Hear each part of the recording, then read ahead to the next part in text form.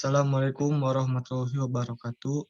Kami dari kelompok 5 akan memaparkan tugas kelompok mata kuliah Tata Kelola TI dengan beranggotakan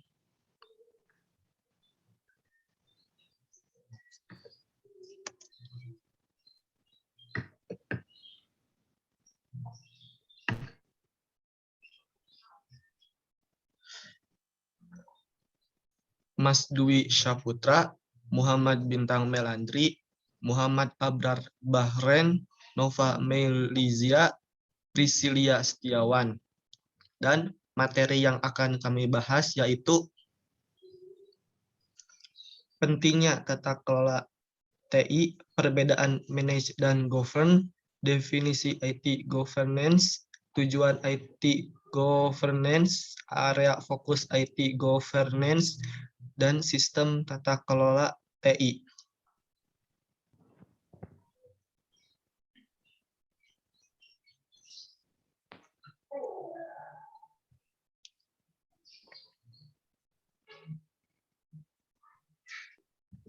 Materi ini akan dipaparkan oleh Mas Dwi. Ya, terima kasih moderator. Di sini saya akan menjelaskan tentang pentingnya tata kelola TI. Yang pertama, adanya perubahan peran TI dari peran efisiensi ke peran strategik yang harus ditangani level korporat. Yang kedua, banyaknya proyek TI strategik yang penting namun gagal dalam pelaksanaannya karena hanya ditangani oleh teknisi TI. Yang ketiga, keputusan TI di bawah dewan direksi sering bersifat ad hoc sehingga tidak terencana dengan baik. Yang keempat, TI merupakan pendorong utama proses transformasi bisnis yang memberikan imbas penting bagi organisasi dalam pencapaian misi, visi, dan tujuan strategik. Yang kelima, kesuksesan pelaksanaan TI harus dapat terukur melalui metrik tata kelola TI. Perbedaan manage dan govern. Kriteria Scrub. Kalau di Scrub itu mengaturnya lebih sempit karena bagian dari menata kelola. Menata kelolanya di governnya itu lebih luas. Kalau kriteria mekanisme mengatur Departemen TI, menata kelolanya korporasi. Kriteria keputusan TI mengatur keputusan TI spesifik, menata kelola keputusan TI korporat. Kriteria fokus mengatur proses internal, menata kelolanya internal dan eksternal. Kriteria horizon mengatur sekarang dan jangka pendek, menata kelolanya jangka panjang. Kriteria objek keputusan mengatur keputusan yang dibuat, menata kelolanya siapa dan bagaimana membuat keputusan. Kriteria proses implementasi yang mengatur dapat dialihkan, menata kelolanya tidak dapat dialihkan. Selanjutnya, materi ini akan dipaparkan oleh saya sendiri. Definisi IT governance atau tata kelola TI. IT governance merupakan tanggung jawab dari eksekutif dan dewan direksi yang mencakup model kepemimpinan, struktur organisasi, dan proses serta meyakinkan layanan TI secara keseluruhan mampu bertahan dalam persaingan serta meningkatkan tujuan dan strategi organisasi. Tujuan tata kelola TI. 1. Agar informasi yang dikelola dapat dipertanggungjawabkan. 2. Informasi yang dihasilkan benar-benar memberikan nilai tambah bagi proses bisnis yang ada pada organisasi. 3. Risiko yang akan muncul berhubungan dengan TI bisa diminimalkan. 4. Bisa mengukur kinerja dari pengimplementasian teknologi tersebut. Selanjutnya, materi ini akan dipaparkan oleh Abrar. Ya, terima kasih moderator. Area fokus IT governance. 1. Keselarasan strategis. 2. Penciptaan nilai. 3. Manajemen risiko. 4. Manajemen sumber daya. 5. Pengukuran kinerja. 1. Keselarasan strategis atau strategis alignment. Praktek tata kelola TI.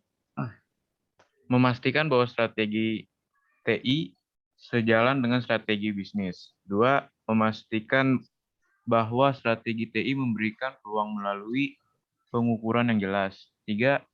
Mengalokasikan anggaran investasi TI sesuai dengan tujuan bisnis. 4. Memastikan bahwa keputusan investasi teknologi selaras dengan tujuan bisnis. 5. Menyediakan arah untuk menciptakan keuntungan kompetitif yang paralel dengan proses. 6. Mengarahkan strategi TI dengan mengatasi tingkat dan alokasi investasi, menyeimbangkan antara dukungan investasi dan pertumbuhan perusahaan. Dengan pembuat keputusan sumber daya TI mana yang harus difokuskan. 7. Memastikan budaya keterbukaan dan kerjasama di antara bisnis, unit geografis, dan fungsional perusahaan.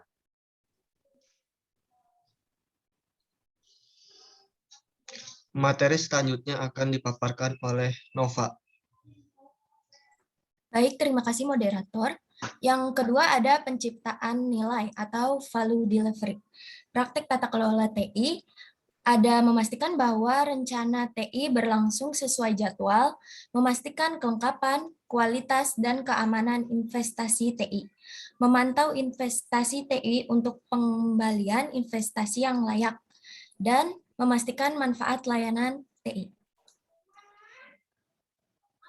Yang ketiga, manajemen risiko atau risk management, praktek tata kelola TI, ada menganalisis dan menilai risiko TI, memantau efisiensi pengendalian internal, menerapkan kontrol yang diperlukan untuk meminimalkan risiko TI, dimasukkan ke dalam prosedur untuk memastikan transparansi risiko yang diinginkan organisasi. Mempertimbangkan bahwa pendekatan proaktif manajemen risiko dapat menciptakan keunggulan kompetitif. Mendesak manajemen agar risiko dimasukkan dalam operasional organisasi. Yang terakhir, memastikan bahwa manajemen telah menempatkan proses, teknologi, dan jaminan untuk keamanan informasi. Selanjutnya, materi ini akan dipaparkan oleh Priscilia. Baik, terima kasih moderator. Untuk yang keempat, ada manajemen sumber daya atau resource management.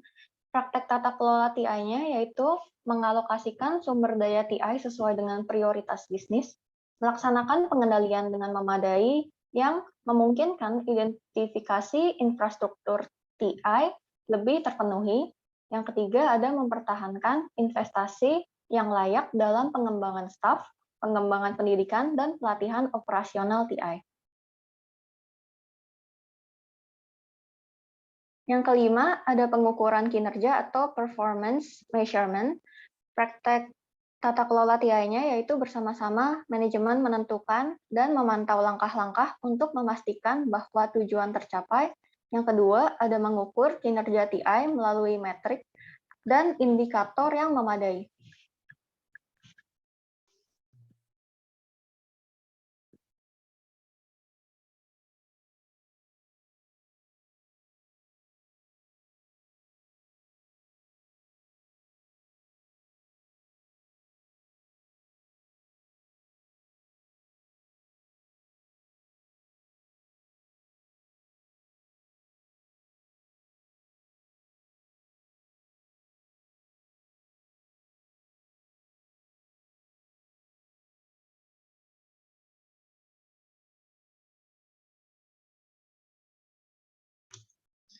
Selanjutnya, sistem tata kelola TI.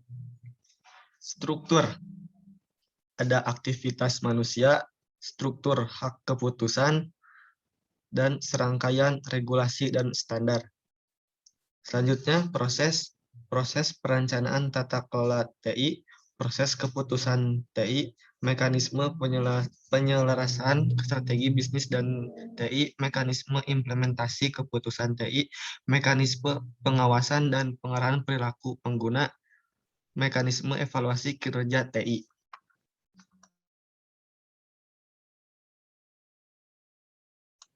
Sekian pemaparan dari kelompok kami. Mohon maaf bila ada kesalahan. Wassalamualaikum warahmatullahi wabarakatuh.